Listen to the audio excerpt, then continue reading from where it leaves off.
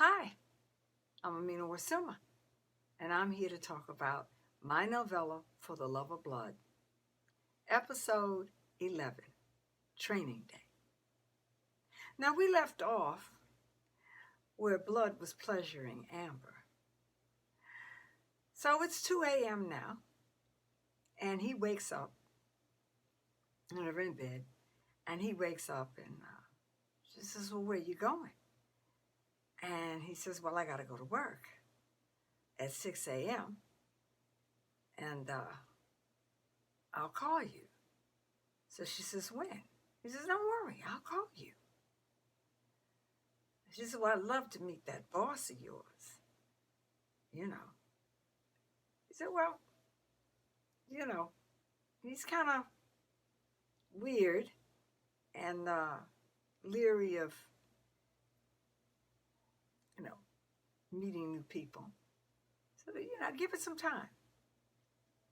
And so Emma says, okay. So he gets dressed and kisses her goodbye. And he exits the hotel room. Well, now Amber gets up, and she has on a lilac, slip. And she gets up and she goes over to the camera, and she speaks into the camera. And she says, oh, Cortez, I don't know if you're awake or not, but Blood just left. And she says, hold on a minute. So she goes and puts the chair up against the door, just in case he decides to double back. And she says, well, he just left. And I'm sorry you had to hear my intimate moments with him. And, well, if you sleep, you'll get this message when you wake up. But I think it's going to be kind of difficult for me to get the information as to where Banderos is. I can't push too hard because then Blood will suspect me. But I'm going to go now. So over and out. She gets in the shower and she cleans herself off, and she, wraps a towel around her, comes back out and sits on the bed. Because she's feeling kind of like ashamed. She's had this great pleasure with Blood, and now she feels shame and remorse. Why did she do that? How could she have prevented from doing that? And now she's torn. She still has feelings for him, which the feelings never really left. But their relationship is sort of unstoppable. So the only way to keep these two apart is to not see each other. And so that obstacle is now eliminated. And what is she going to do? So she gets into bed and she falls asleep. And 10 o'clock the next morning, the phone is ringing. And she answers it. And it's Blood, demanding that she meet him in 10 minutes downstairs in the lobby. So she says, well, I'm still asleep. She says, well, get up. And so she says, okay, give me 20 minutes. So she jumps in the shower real quick, puts her makeup on, puts on a nice dress and shoes. And she meets him downstairs. And so she says, what's up? He says, well, I want to take you to breakfast. She says, breakfast? He says, yeah. So he takes her to the diner down the street. Now she has to be okay with everything. She can't resist too much, but yet she's feeling like, oh, I'm at this guy's beck and call. It's worse than he was in Harlem. And besides, This is the first time I'm really being with him without being on any drugs or alcohol. So they go down to the diner. It's fairly crowded. And he sits her down and he tells the waiter he wants he says a drink. I think it's guapo castino. It's a lime and sugarcane drink. And he orders fish. And she's like, well, I don't, what is this drink? And so he tells her what it is. And then he orders fish, and she's like, well, I don't want any fish. It's like 10 o'clock in the morning. I just don't give it to her anyway. And so she's feeling like, okay, this is just like Cortez. I have no control over anything. And he's making all the decisions and calling all the shots. Now I have two men who are dominating me and who are taking away my control. And I can't do anything about it. So she, they eat the breakfast. The fish is good, but she would have rather have it for dinner. The blood did everything backwards, And so she says, well, how was your job? And he says, oh, it was great, I did what I had to do, and I got back early. I worked from 6 to 10, and I thought, I'd call you. We'd go out for breakfast. And she says, well, what did your boss say, Oh, he didn't say anything, I come and go as I please, and he doesn't say anything about that. This is great. So after they eat breakfast, he takes her back to the hotel, and he doesn't come upstairs. He kisses her goodbye, and he says, I'll call you later. And she says, like when? He said, you'll know. Just be, waiting for my call. She goes back inside the hotel. He gets in his car, and he drives off. When she gets to the hotel, the desk clerk tells her, oh, Signorina, there's a package for you. So she goes and gets the package. She looks inside, takes it up on the elevator and looks inside. There's a small camera. And so when she gets in her room, she dumps the package on the bed, the contents, the camera comes out, and a letter from Miguel. And Miguel tells her, I have a job for you to do tonight. And Banderos has a shipment warehouse. I need you to go in at 8 o'clock and take pictures of the drugs, because the drug shipment is coming in. Just wait on the road and hitchhike a ride on the delivery trucks that will take you straight to the warehouse. But be very discreet. Good luck.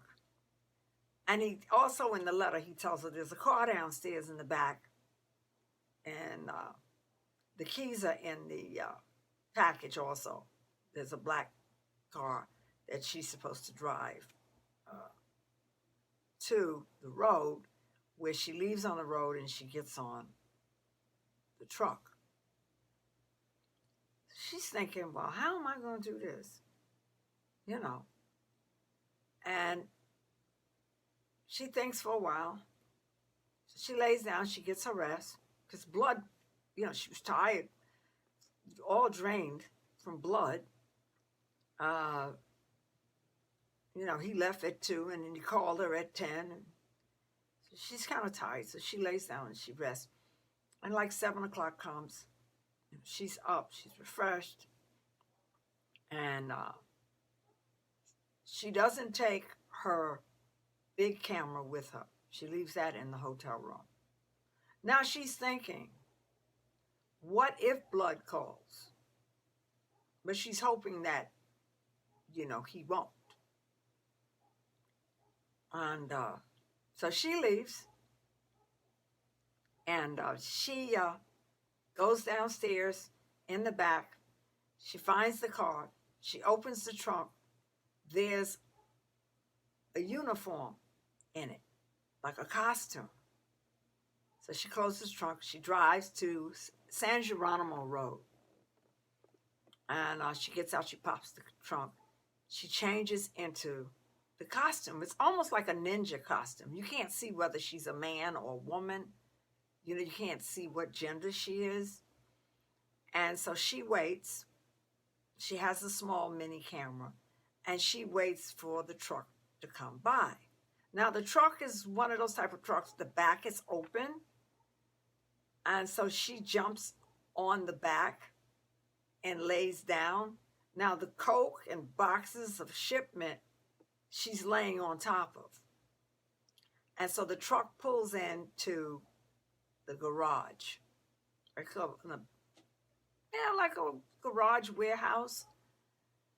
And she jumps off. And then when the truck parks, she slides under the truck. So the men are in there. There's quite a few men, about 4 or 5 men, but they're speaking in Spanish, so she can't understand what they're saying. So they unload one shipment from the truck, open it up, test it to see if it's pure coke. And she's got the little camera and she's just snapping. You can't hear it. It's like a silent snap. And she's taking pictures of everything. For some reason, they feel like they're being watched. And one of the men walk over, to the truck. And he stoops down and looks under, and she's moved. And then another guy pulls out a gun and starts firing. And she's, dodging bullets. Finally, one of the guys attack her. And so she's in the middle fighting 5 guys. And this big man, I don't know, he's like a giant of a man. He grabs her and he's holding her. While he's holding her, she's kicking the other one. She gives him a headbutt in the nose and she kicks him in the testicles, knocks him down, And she takes the gun and she fires and she shoots every last one of them. And then she goes to leave, right? And there's a woman that comes in. She's a blonde woman. I guess she's one of the workers because she wants to leave through the door. And so when she opens the door, the woman is coming in and she just socks her right between the eye and knocks her down. So she realizes, well, I can't go through this door because other employees are out there. And so she jumps in the truck. Now, some of the coke is still on the truck. She only took one box off. And so she jumps on the truck, drives the truck out of the garage, all the way down San Geronimo Road. As she was leaving the garage, somebody throws a monkey wrench at the tire. I guess they figured it would, the monkey wrench would get caught in the spokes and stop the truck. But she pulled out of there so fast. And so she gets to San Geronimo Road. It's dark. She's driving. And she's like, oh, my God, what do I do now? I can't drive the truck back to town. So she stops where her car is. And there's a what do you call it? Machete there's a machete in the car, because I guess they use a machete to chop the jungle. You know, that's why you can't find anything, because it's so much jungle. And she's like right where the San Andres mountains are. And she's figuring, well, banderos could be in any one of those mountains. You know, there are hundreds of them. So she takes a machete, goes to the back of the trunk, unloads all the cocaine, cuts the boxes open, and just pours it out, and the wind just blows it away. Yeah, the wind just blows it. There's a strong wind, and the wind just blows all of that cocaine, about 5 or 6 boxes of cocaine, just blows it into the sky, away. And she goes to her car, takes off her ninja outfit, gets in her car, goes back to the hotel. Now, when she gets back to the hotel, she's thinking, I didn't have any backup. You know, what if I would have been killed? Where was Miguel or Cortez? You know? So luckily they don't know my identity. They didn't snatch off the helmet, you know, that she had on. So they don't know if she was a man or a woman. You know, so she is so sore. She said, right now I need a hot bath, and I'm hoping Blood doesn't call me, because he's going to want to go to bed with me, and he's going to be touching me, and I'm so sore from the fighting that he's going to get, you know, hip to what happened. Why you sore here and there, and, you know, he's going to put 2 and 2 together. So fortunately enough, he didn't call her. No, he didn't call that night. And she laid sleeping. She talked into, before she went to sleep, she talked into the microphone, into the camera. Cortez, I did the job. I got the pictures, you know, of all the cocaine as evidence in the garage. And so she goes to sleep. She puts the door, the chair up under the door. And she goes to sleep. The next morning, there's a knock on the door. And she wakes up. Who is it? And yells. And so there's a voice, a female voice, room service. So she gets up and opens the door, and it's Maria. And so Maria says, I come to get the photographs, you know, from the warehouse to take to Cortez. So she said, well, you coming to clean my room? She says, no, I'm going to get it, and I'm going to leave. So how was the mission? She said, well, it was horrible. I got attacked. I had to fight off 5 men. You know, I shot most of them, and I got out by the skin of my teeth. And where was Miguel and where was Cortez? So he says, oh, well, you know, they were asleep, I guess. She said, well, I thought that they would be watching me and, you know, would have my back. So, well, Miguel will be in town soon. So, you know, he's at the mansion, and he'll be here soon. So she gives Maria the photographs. She gives her the camera, actually. It's a small miniature camera. She gives it to her. She says, well, you won't be needing this. She says, no, I got the big camera. So Maria leaves. And just as she's leaving, Blood is coming in. Now, he didn't call. He didn't give her any warning. He's coming in the hotel. And Maria is such in a hurry to get out. She steps on his, bumps into him. And she steps on his white sneakers. And he just has a fit.